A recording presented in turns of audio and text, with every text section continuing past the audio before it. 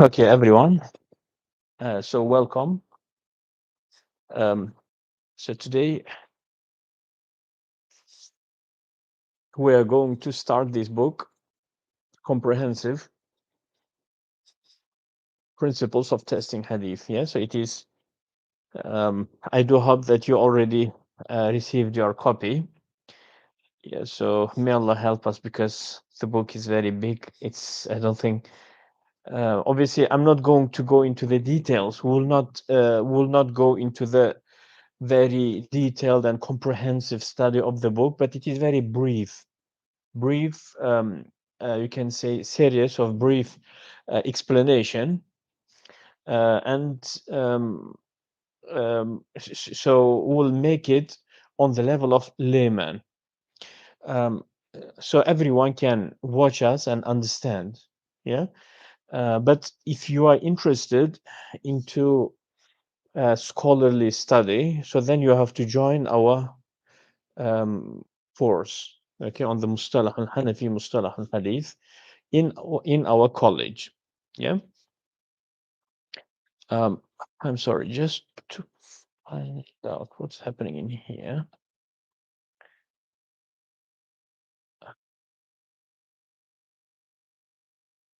Mm,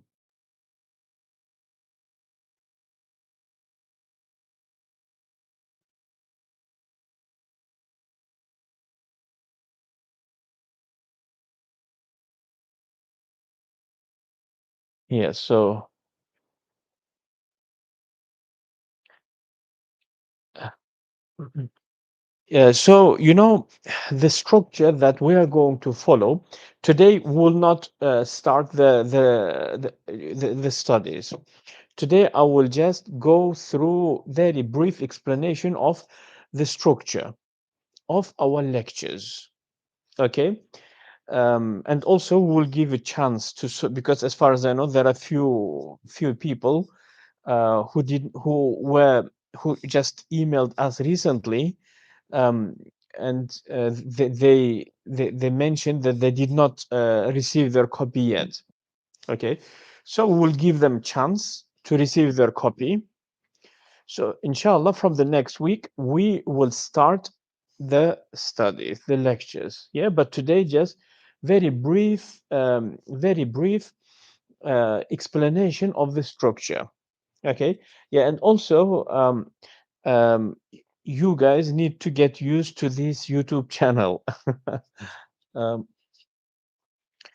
um, so anyway, there are several important points that we need to understand before studying the Hanafi principles of testing hadith.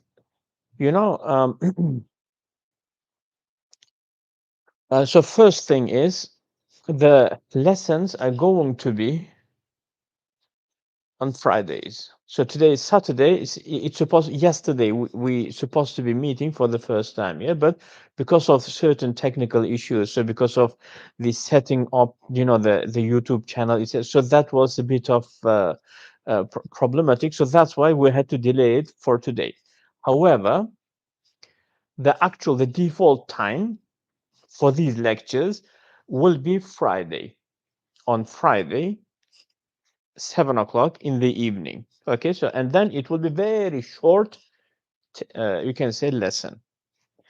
From my side, I will spend something about 20 to 30 minutes of reading and explaining the text. And then 10-15 minutes question and answer. I do know that quite few of you guys are very thirsty for the knowledge. So most definitely you will be way advanced, in terms of reading the book. Okay, so we will not be on your level, I mean, on your speed. So maybe some of the brothers and sisters who already received the book, maybe they have completed half of the book already. So we're not going to do that very speedy reading. So but again, it is good that you will read the book on your own, but then on Friday you will come back and you will join us to study the chapters which you already read maybe a few months ago, by the time, So that is the second thing. The third issue, the book, I have designed the book two-sided. Two-sided. Okay. First side is I deliberately tried to use the technical terms, which is meaning is not very far from the linguistic meaning. For example, do you know a'alla? I did use it quite often. For example, a'allahu Abu Hanifa. Okay, illa in Arabic language is illness. Understand? Okay, and also it is technical term in our mustalah, the science of mustalah. Understand?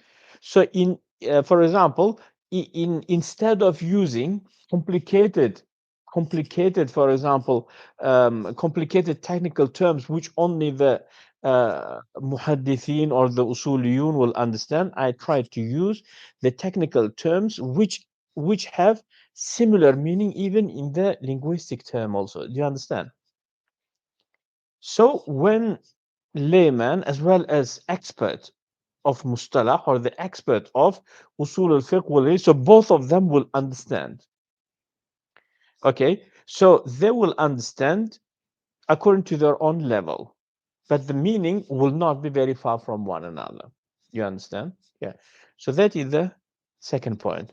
The third point is the third point is uh, unfortunately we are living in our time. Yeah, we are living in our time. Everyone is using everything to promote. Let's give the benefit of doubt, to promote Islam, to propagate Islam, yeah, to call the people to Islam, yeah. But not, but the information which they are using, not all the time accurate and not all the time authentic. Unfortunately, information is widely available, because anyone can access the collection of Musnad Imam Ahmad. Okay, so the Musnad Imam Ahmad, oh, it's very 40 volumes, yeah? Oh, thousands of ahadith in there. And it is actually translated into English, Russian, into many languages. So anyone can access Bukhari, Muslim, Abu Dawud, and all of these collections are translated into many, many languages. Understand? So many people with good intention, okay, I believe, I hope, with good intention, they want to promote Islam, they want to teach Islam, they want to spread Islam. So what do? They just go and buy a book, Bukhari, Muslim, or even PDF copy, it's freely available. They just access it, they just select few ahadith and design a lecture. Some of them may have millions of followers, and then they start preaching Islam without knowing certain, you can say, problematic issues in relation to this hadith, or maybe this hadith needs scholarly interpretation. Do you understand? So that's how they start preaching. And that used to be all the time. That used to be the problem all the time, previously also, but not as widely spread as it is in our time. So that's why it's very important in our time. It's very important in our time to filter the information. Filtering the information by blocking it, impossible, because there are millions of websites where this information is available, and also there are millions of bookshops where these books are available. So filtering the information or authenticating the information is no more by blocking these websites or by closing down these shops. It's not possible. It's good that people are learning, but it's not good that they are not receiving this knowledge from its authentic sources. Okay, so it's not from the certified scholars, experts of the field. Understand? So that's why now we need a lot of scholarly effort. So we need fuqaha to get engaged, to sort out, to filter, or to authenticate all these fiqhi opinions, which is widely spread. As well as we need mufassirin who will authenticate, test and authenticate all these interpretations of Quran. Some of them are incorrect. As well as we need the muhaddithin and usuli. So we need the experts of each and every field to come out to the public and to start uh, teaching the people how to handle this information, which is related to the field of each of these experts. So, inshallah, so that's the main goal, which I want to go after. Okay, but we will be in these on Friday lectures, we will be focusing on the ahadith. Yeah.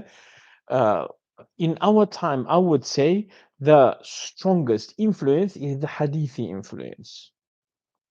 Maybe during the time of Uthmanis, okay, as well as Mughals, okay, in subcontinent, the biggest influence was the influence of the fuqaha. Yeah, but for whatever reason, in our time, the biggest influence is the influence of the ahadith and narrations.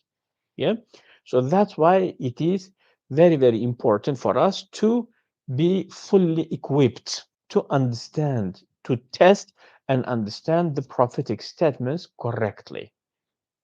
Understand? Yeah, so there was I had quite few incidents. Yeah, so for example, there was this funny story in which um, so group of students of knowledge, and some of them were scholars also. My teacher was one of them. So they were invited. They were invited to this person's house. Yeah, yeah. After eating, like like having like discussion, beautiful, very, very good. Okay, so very good, like you can say conversation. So now it is time to go back home. Yeah, and one of them just picked up the pillow and going out. Yeah, so the housekeeper didn't understand. Why is he taking my pillow and taking out? Okay, so then he asked, well, Sheikh, what are you doing? Yeah, that Sheikh said, oh, there is this hadith. Rasulullah sallallahu wasalam said, ثلاث لا ترد. Okay, اللبن والطيب والوسادة والمخدم والوسادة. Yeah, so three things not to be refused, not to be rejected. So if someone offers you one of these three things, so you should not say no, but you should accept it. One of them is milk. So if someone offers you milk, so you should take and drink it. And the second is if someone offers you طيب, perfume. Yes, just you should use it. And the third one is the pillow. So he said, yeah, because so it is the sunnah of Rasul, and you gave me this pillow. So if I would reject it, if I would say no, I would be sinful. It is against the sunnah. No, no. Rasulullah, what he meant is, okay, so if the host will give you pillow so that you will, lean on it, so you will sit down, you will just. So don't say no, but it does not mean that take it and go home. It does not mean that. Understand? So it is just it's a real story, okay, but it is a funny story. It's a good story. But there are many, many ahadith, unfortunately, misinterpretation or not authenticated ahadith, or authenticated by not qualified scholars, actually caused bloodshed also. I gave you funny example of misinterpretation of the hadith, but there is painful, bloody examples also. And also there are examples in which it caused misunderstanding of certain ahadith, caused war also, yeah, which caused hundreds of thousands of people dying, yeah, orphans, widowed people. So all of that is caused because of misunderstanding certain ahadith. Okay, so in our time, we're living in the time when the biggest influence is the influence of the narrations and the ahadith. So that's why it is very important to be fully equipped to filter and to authenticate these ahadith. Understand? Yeah, and in as we all know, as we all know, the the most influential school of thought is the Athari school. So that's why it is actually called Ahl Sunnah, people of Sunnah. Yeah, in the early generation, Ahl Sunnah used to be the Muhaddithin. Okay, for example, our Imam, he was not Ahl Sunnah, so he was Ahl Ra'i, scholar, intelligent person. Yeah, okay, so person of intellect. However, later everyone, okay, so all of these four schools became into under this umbrella called Ahl Sunnah, people of Hadith. Yeah, understand? So that is the biggest influence. That is the biggest influence. But also, we do have quite a lot of early scholars, not only the students of Abu Hanifa, but even before him was, for example, Rabi'atul Ra'i, teacher of Imam Malik. Yeah, he was prior to Imam Abu Hanifa. So who is he? His name is Rabi'a of Ra'i, not Rabi'a of Hadith, but Rabi'a of Ra'i, intelligent person. So there were many. Understand? So they had their principles of testing hadith. So they would not accept just because the chain is by by the narrators of certain group. So that's why they wouldn't look into that only, but they would have their own principles also. Understand? And Alhamdulillah, we were lucky. So I was lucky, Alhamdulillah, to spend long time to collect all these principles of Abu Hanifa and his early students, Imam Zufar, Sufyan, so many scholars. Yeah. So all of them have actually contributed to produce this book. Inshallah, we are all going to enjoy, and it is going to solve a lot of problematic issues. You know, I remember when I used to study in Pakistan. Okay, so it was this actually was one of the reasons why I started reading and studying the books of Sheikh Nasr al Albani, rahimahullah. Yes, specifically this Silsila Da'ifa of Sheikh Nasr, rahimahullah. So the reason was okay. So one of the scholars actually, this book is banned, uh, produced multi-volume. As far as I remember, it was 8 volumes book which he called the collection. It is the collection of ahadith which were rejected unfairly by Hanafi scholars. And then he brought and collected from all of our books, specifically Hidayah. Hidayah for the Central Asian Hanafis, oh, it's a big book. Okay. So Hidayah, Baharraq, all of these, especially, the latest generation, they do have this habit, they quote the hadith and they give fiqhi reasoning for not accepting the hadith. You understand? Not the usuli, but fiqhi, which is even weaker. So he brought all these examples and packed up. Okay, so this book, 8 volumes book. Okay, so it was, you can say, anti-Hanafi book. Okay, so that's one thing, and the other thing is because I have been in the field of hadith, I mean, in the field of Islamic academia for a long time. Believe me, I met so many people. They have a lot of doubts, about Islam, but they are scared to voice it out because of the cultural, attachment. But they have doubt. Some of the people, alhamdulillah, have included quite a lot of these ahadith. some of the people came to me saying, "Oh, why?" So I have these doubts. I know that Islam is true. I know I believe in God. He said, but why God loves to be praised? So what type of God? He creates the creature to be praised. Is he narcissist? Is he egocentric? One thing. And the second thing is, same problem is with his prophet. Why his prophet needs to be praised? So in his understanding, praising is salawat, durud sharif. He orders his followers to praise him in while we are praying to. Do you understand that type of doubts? Okay. So many these type of doubtful issues. I met many of them. Okay, I met many of them, and all of them, they're genuine people, but they are scared to voice out their doubts because they will be isolated by their people. Cultural attachment. Do you understand? So, inshallah, I hope that this book, inshallah, will solve the problem because many of these ahadith have been already addressed by Abu Hanifa himself and by early Hanafi scholars, and specifically Ahl Samarkand. You know the school, Madrasa of Ahl Samarkand. They have done brilliant job. They have done so amazing job. Yeah, to address all these issues, all these ahadith, which are causing a lot of doubt. Problematic issues in our time.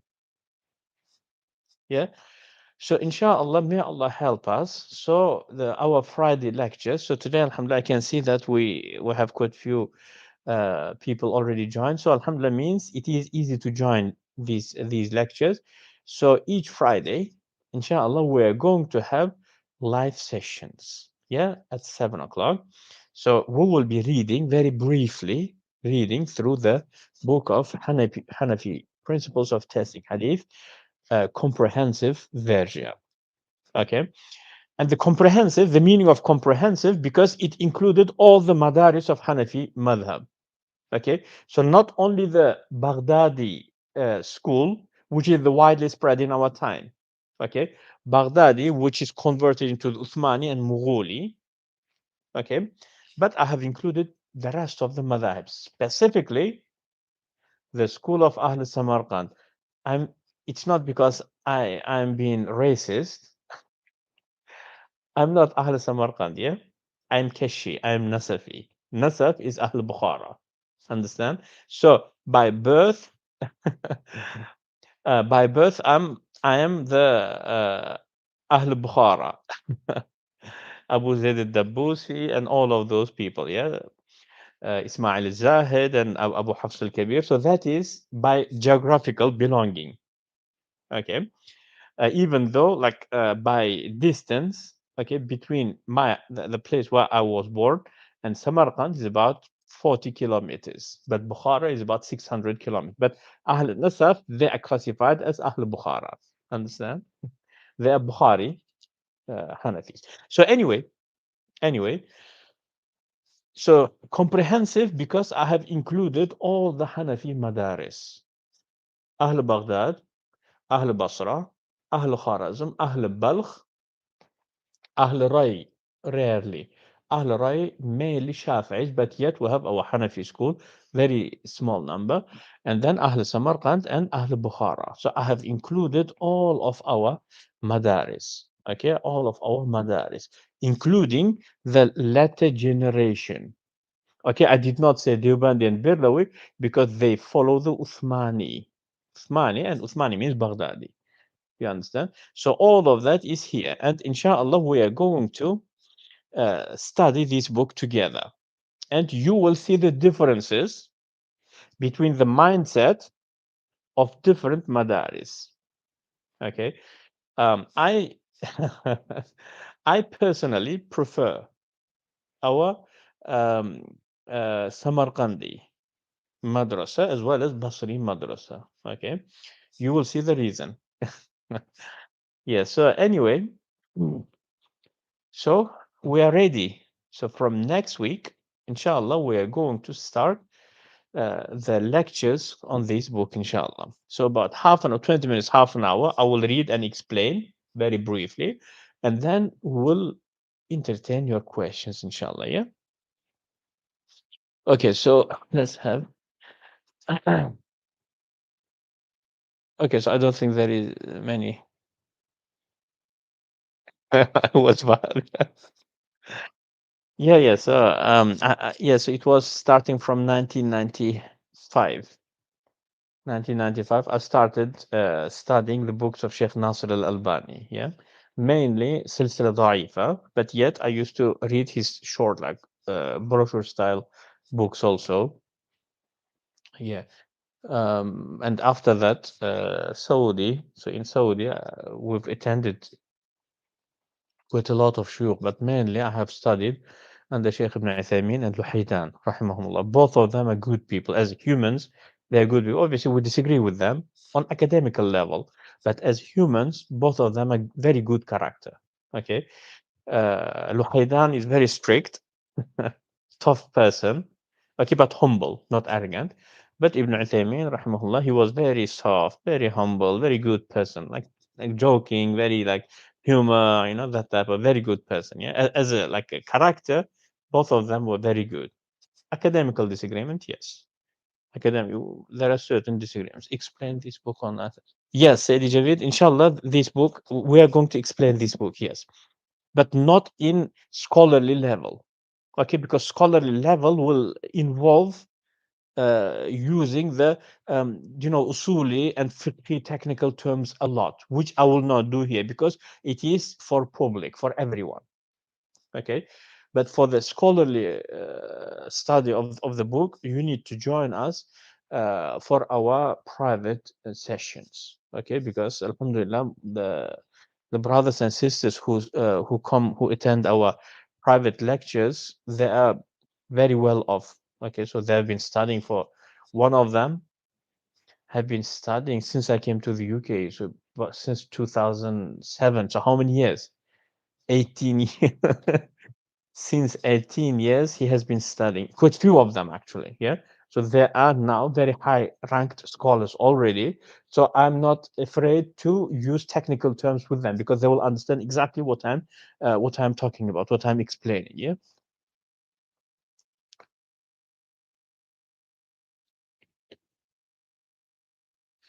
Mashallah, I don't know who this KTTK person is.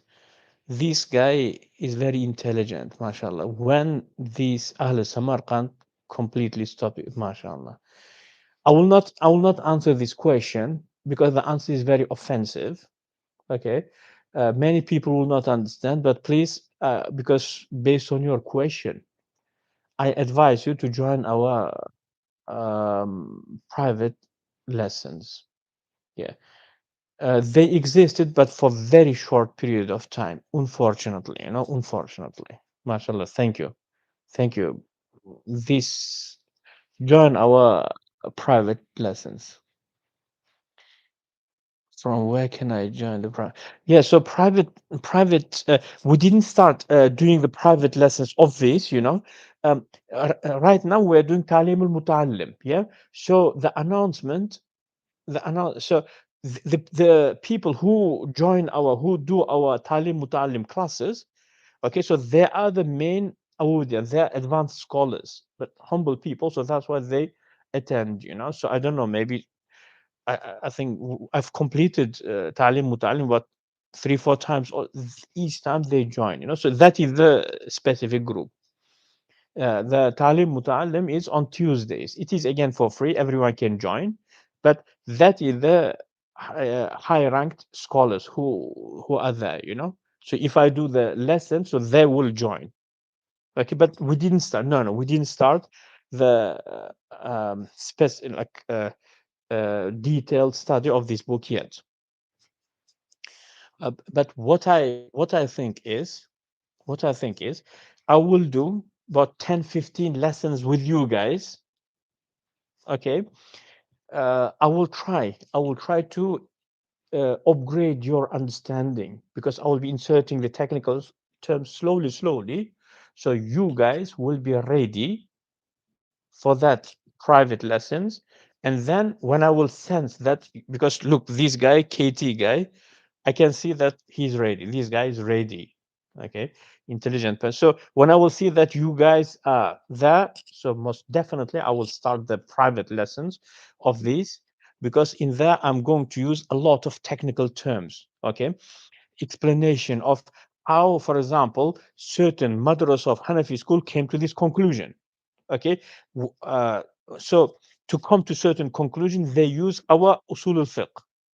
So I have to go through that fundamental principles of usul al-fiqh, before explaining why did they make that step. You understand? Okay, so I will try to train you guys, and I will see. So I'm not going to start the private lessons of the of these before. We'll do about 10, 15 lessons with you guys here, inshallah.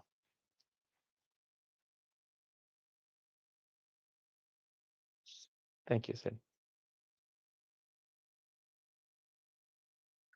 Yeah, of course. Yeah, I will make the announcement on Facebook. Yeah.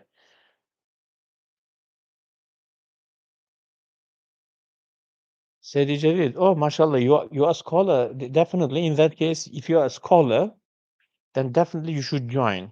It is for you. Okay. Okay. So let me explain. The person who at least studied one manual in fiqh and one manual in usul al-fiqh, that person will benefit from our private lessons a lot. That's the criteria. Yeah, yeah, Imam Zam, exactly. Yes, Imam Zam, inshallah. Hold on. Yeah, yeah, inshallah, yes. So we do the Tuesday. On Tuesday, we do live sessions. From next week, because we had 2 weeks break. From next week, we'll restart, which is the day after tomorrow. Yeah, after 2 days. Yeah, after 2 days, just join there. It is just, you can say, Talim Mutalim is very, you can say, good, like a very friendly, very beautiful lesson. It's not technical. It's not that, it's very like living skills, actually. Just join us, and you will get used to our way of teaching. Okay.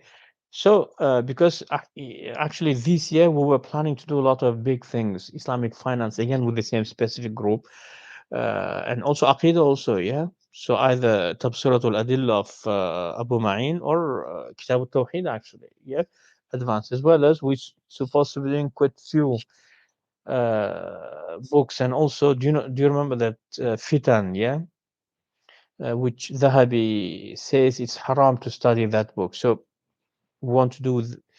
So all of that was planned to be done this year. Okay, but we'll see, inshallah, how far we can go with that. Yeah. So anyway, so this was today. It was very brief introduction to our plan, to what we are going to do. So now, so now you um, just subscribe.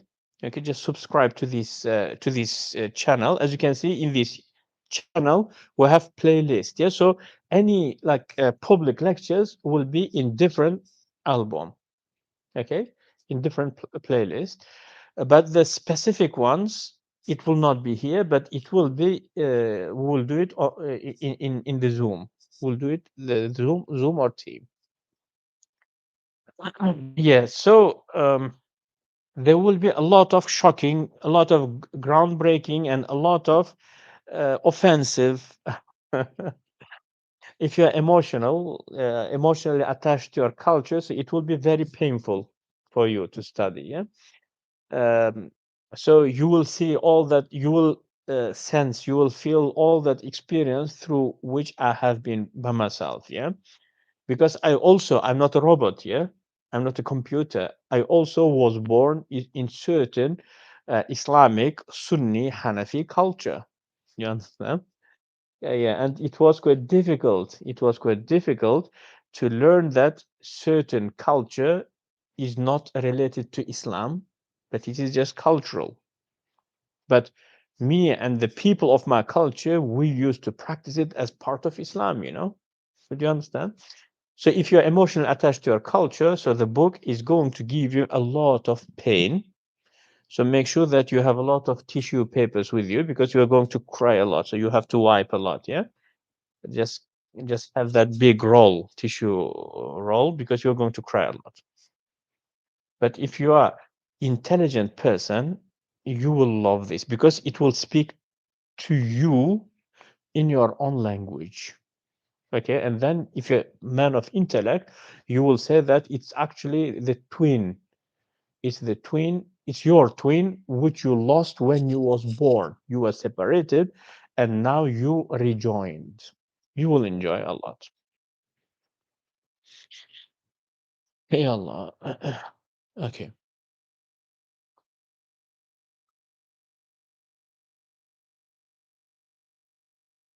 Okay. Mhm.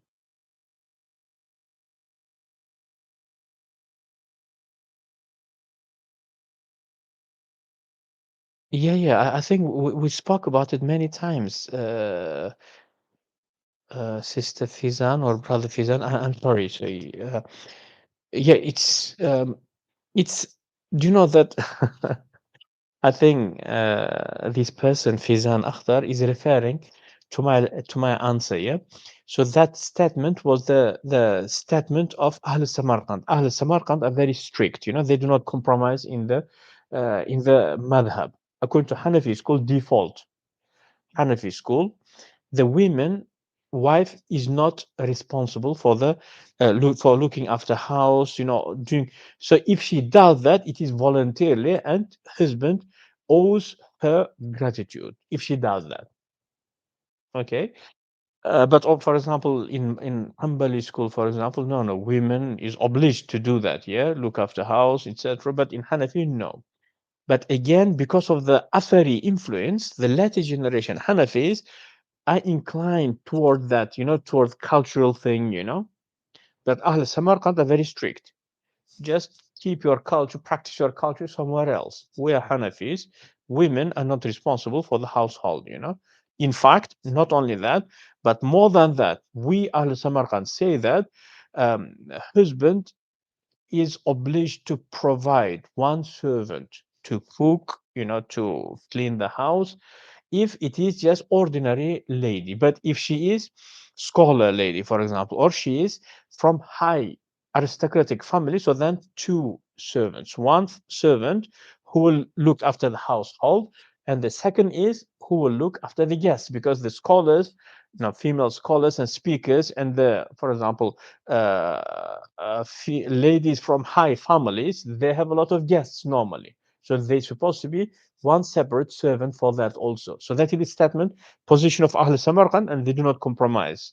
So if you like that, so most likely you are going to love this book because I have quoted from Ahl Samarkand a lot, and you will enjoy it, inshallah.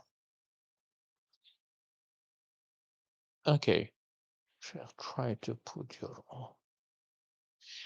Yes, inshallah. I will try to quit a lot. I don't know. I mean, some of them are lost. You know, we used to do from 2007 till 2013. I did on Ummah channel. Oh, it's thousands of hours of live question answer.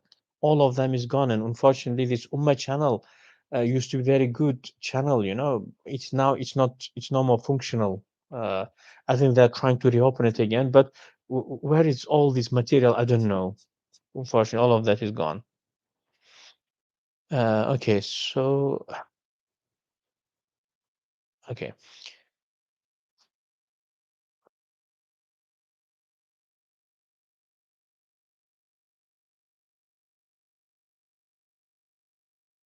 unfortunately, culture. We Hanafis respect the culture unless the culture contradicts with the Islamic principles. For example, there is oppression. So this is one of the examples. Yeah. So in this culture, for example, in the villages in Uzbekistan, so the wife is not only responsible to look after her husband, but she's responsible to look after the entire family. including the father-in-law, mother-in-law, brother-in-law, sister. Do you understand? So that is oppression. Now we get involved. We Hanafis, we respect the culture, but now whenever it goes into the oppression, we say no, we cannot compromise on that one, or else culture is good. So, for example, in my culture, wearing black clothes is perfectly fine. But let's say that in certain culture, wearing black means certain bad thing. For example, yeah, we respect because it's not an oppression. Okay, because wearing black jacket, so you are not if I do not wear black jacket, I will not be oppressing the black jacket. Do you understand? So it means I will follow the law of the land, which is translated as culture, local culture. But if local culture transgresses and goes into the area of oppression, we say no, culture is invalid, it contradicts with our principles, and then we stop it. Yeah. And it is a duty, um, it is a duty to it is a duty to of the scholars to spread awareness of all of this. But as I said, unfortunately, the later generation Hanafis, all of them are Hanbali minded, in manhaj. Do you understand? So that's why they do not pay much attention towards it. Or else, if it would be Ahl Samarkand, you would see them doing very brilliant job, okay, to put limits to the cultures, just to create for because you are asking about the wife, yeah. So to give like a room, big room of freedom, okay, for the wife, okay, in which she will practice her freedom, okay. But also the wife as well as the husband, both of them, they have got their own duties, okay. But Ahl Samarkand would definitely create like big free space, okay, private space in which the wife can practice. So, for example, look, um, in Hanafi school, we say it is the duty of the husband to provide one room only for the wife. Do you understand? So means um, if you follow the Hanafi school, you male, so one bedroom is not sufficient. As a minimum, there should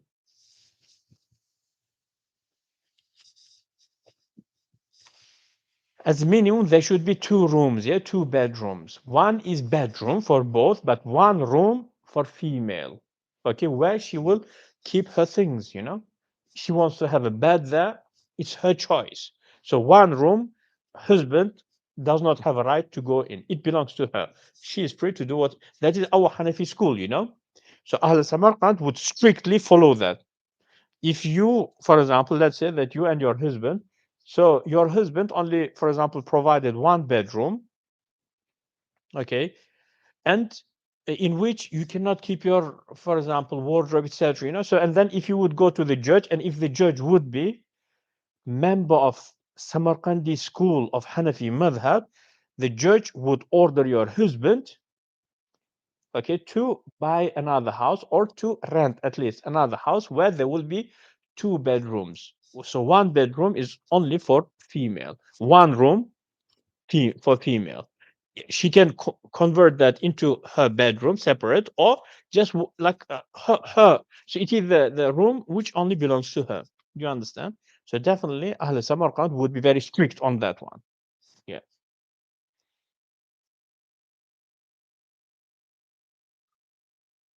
Yeah, unfortunately, yes, yes. You know, you know, uh, this person Fizan, yeah. Yes, in our, I know. So women, like wife of someone, is servant of that family, the entire family, unfortunately, yeah. But can you imagine? Just who know? It's my question to you guys. There was great, great female faqiha. Her name is Fatima. Where is she from? Who knows? Just answer this question, yeah. So her father was the greatest imam, her husband was the greatest imam, but if fatwa would come to her father or to her um, husband without her verification, that fatwa would not be accepted. So where this female scholar is from, what do you think? Okay, so you guys think, I will just answer. Her name is Fatima Samarkandiya, you know. So her father is not Mecca, Samarkand, Ahl Samarkand, yeah. Her father is the author of Tuhfatul Fuqaha. Her husband is Kasani, Imam Kasani, Alauddin Samarkandi. Her father, Imam Kasani, the author of Bada'i al-Sana'a, the best ever Hanafi book. It's her husband, you know. But the fatwa of neither of them would be accepted by the public unless the Fatima Samarkandi would sign. Now you can understand why female scholar is above her father and above her genius husband. Because as you can see, Ahl Samarkand, they are very strict to implement our Hanafi school. Do you understand? So creating like separate room for her, like servant. So all of that is, it's their position, Ahl Samarkand. Do you understand? Yeah. Okay, guys.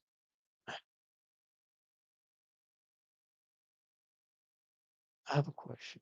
Since the later Hanafis have become Athari influenced, is the proper continuous sanad from the old Hanafi that mashallah, that is this person, Henna, is very intelligent person, mashallah. Join our private lectures. You will learn about all these asanid, so I don't know where you're here with us. Some similar question was asked just in the beginning of today's lecture. Unfortunately, Ahl Samarkand, the rest of all of the madaris of Hanafi school existed for very short period of time, maximum of 200 years, But then the Athari Hanafi school, they overcame, Join our private lessons. Okay, so in there we will go through the chains and all of them. MashaAllah, thank you. Sayyidi Anwar, thank you, MashaAllah. Sayyidi Anwar is one of our close friends, actually family friend, actually. He was with me since 2007. Yeah, so MashaAllah. Thank you, Sayyidi, for joining. Also, Sheikh. Oh, oh, Faizan.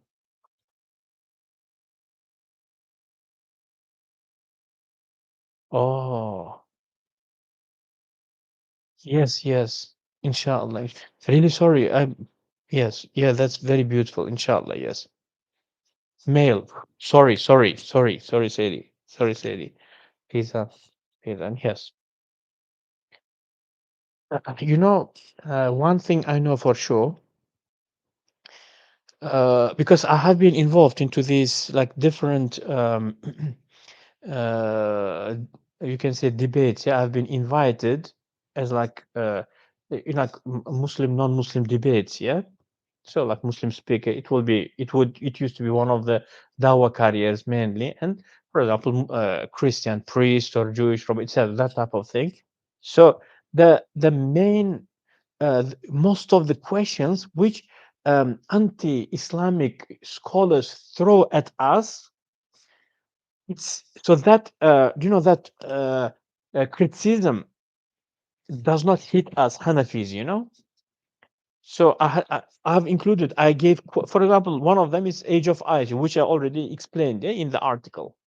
So 1,240 years before that, one of our direct student of Abu Hanifa already clarified that, saying, "Look, Sayyida Aisha was over the age of 18 when she married, and all these narrations in which she was 3, 4, 5, 6, fabricated." So all the Islamophobic criticism does not hit us, Hanafis. Do you understand? And there are many other things also. Okay. For example, killing the apostate, anyone who disagrees with you, don't speak to them. It's not our thing. Okay, we Hanafis say, وَقُولُوا لِلنَّاسِ speak, say good to everyone, Disagreeing, agreeing, it does not really matter, except in one situation, someone is committing a bloodshed. We do not speak good to that person, but we try to stop him. Understand? Okay, or else we are friendly with everybody else. Do you understand? Okay, so academical disagreement or sectarian disagreement does not make us Hanafis to unfriend some. That's not us. Understand? So most of these Islamophobic articles side us. Okay, it doesn't come to us. Okay, because our imams have already tackled these issues, most of these issues, over 1,000 years ago already, and you will learn all of that while we will be studying this book together, inshallah. Okay. Yeah, mashallah, that's mashallah good. Yeah. Maqasid al-Sharia, that's actually invented by Abu Hanifa, himself. Yeah. So um, just join our classes, specific classes, okay, because there is a whole chapter based on which Abu Hanifa rejected so many ahadith, because it's not in line with the maqasid the Sharia. Means Rasulullah, if he made that statement, so he was just maybe explaining what Ahl Jahili used to say, or else our Islam has got its own goals. So any statement of the Prophet, okay, alayhi salatu wasalam, is not serving that goal. So it it cannot be his own statement. Okay, but if it is his own statement, so most likely he mentioned that to criticize it. Do you understand? Yeah.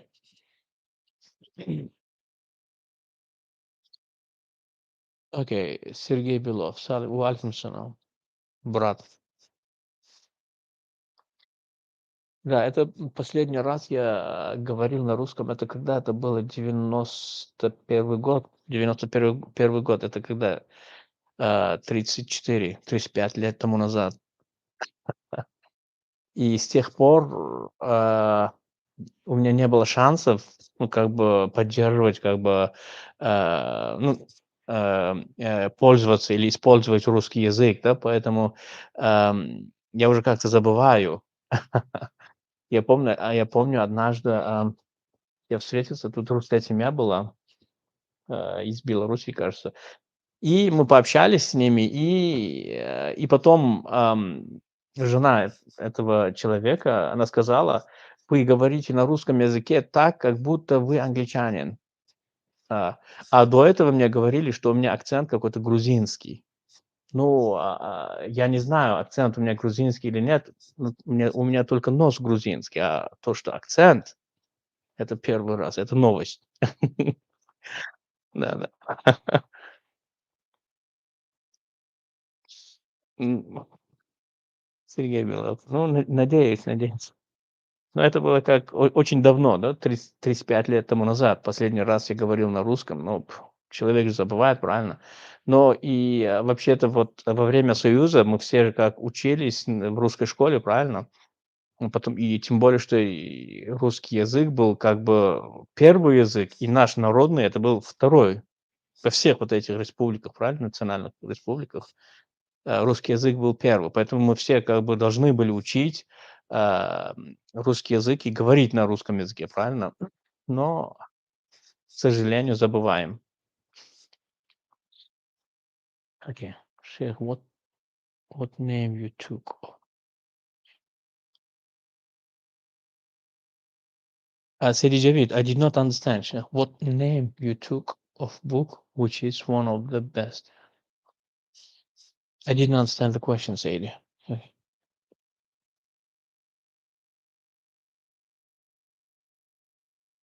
Yes, Sister Hannah, definitely try to join. Yeah, it's because it's a living scale. Yeah, so it is like very wise because the author Imam Zarnuji, he lived about 700 years ago. His main purpose of the book was to teach, pedagogy. Yeah, how to learn and how to study, yeah, how to achieve knowledge. But while doing it, he gives fundamental principles. Okay, so you can see that person is very, very well educated in terms of psychology and sociology. Okay, so his principles, even though it is initially by default, he made it as to help the students how to achieve knowledge, but you can use the same principles for anything in your life. You want to open a business, yeah, follow his instructions, yeah. So it's really, really good book, you know, we all enjoy. So just join, inshallah, you will see. And it's just that Tuesday classes, it's not lesson, it's not lecture, but it's just chatting. We just chat, we just enjoy, yeah, ourselves. Okay. Yes, yes. KTTK. We have it's on Zoom, but we have WhatsApp group, yeah, WhatsApp group. So WhatsApp group, most of them are scholars actually, high rank, but very humble brothers and sisters. So um, you can join, and so whenever like lessons or if cancellation of lessons, so you will get all the updates there.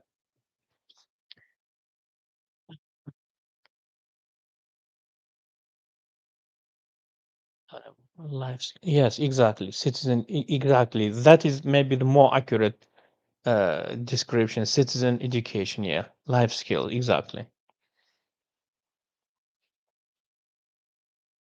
Ahl Madina, mashallah, Imam Malik radiallahu. So I did already mention it.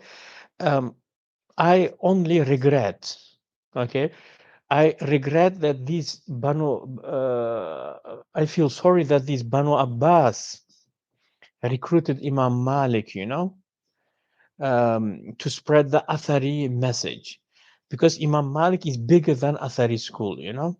Sometimes he makes his statements, independent statements. You will be horrified, you know, that big brain, yeah. Yeah, and I have produced, I have produced a book, you know.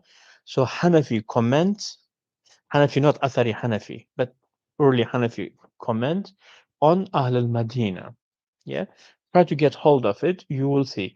Obviously, I love Imam Malik radiallahu anhu, but I issued very heavy attack on the Athari Maliki. But I have I showed quite a lot of high respect to the Quran centric Imam Malik. Yeah. Yes. Okay, guys. Okay, I think inshallah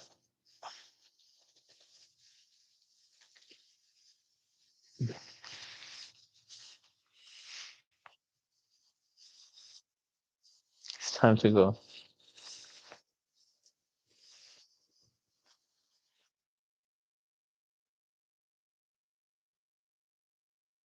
Okay, so inshallah that's everything for today. So join us uh, next Friday to study this book, Hanafi Principles of Testing Hadith, or join us for Talim Muta'allim, okay, on Tuesday. Okay.